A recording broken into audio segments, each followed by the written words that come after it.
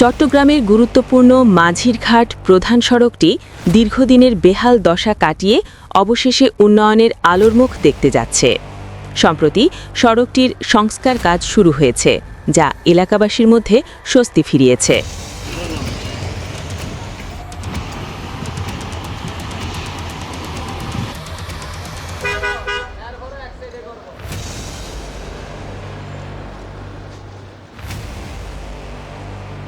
তবে কাজ শুরুর পরও দেখা মেলেনি ধুলাবালির ভোগান্তি।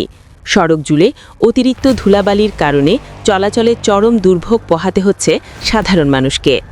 পথচারী ও যানবাহন চলাচলের সময় ধুলায় দম বন্ধ হওয়ার মতো পরিস্থিতি তৈরি হচ্ছে বলে অভিযোগ স্থানীয়দের।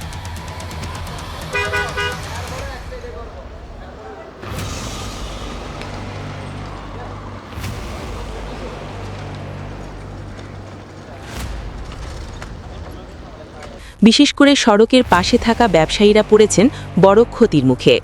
ধুলাবালির কারণে ক্রেতার সংখ্যা কমে যাওয়ায় দোকানপাটে বিক্রি ব্যাহত হচ্ছে বলে জানান তারা। দ্রুত ধুলা নিয়ন্ত্রণে প্রয়োজনীয় ব্যবস্থা গ্রহণের দাবি জানিয়েছেন এলাকাবাসী ও ব্যবসায়ীরা। স্থানীয়দের আশা, যথাযথ পরিকল্পনা ও নজরদারির মাধ্যমে সড়কটির কাজ দ্রুত ও সুশৃঙ্খলভাবে সম্পন্ন হলে দীর্ঘদিনের ভোগান্তির অবসান ঘটবে। Desk news, Chittagong.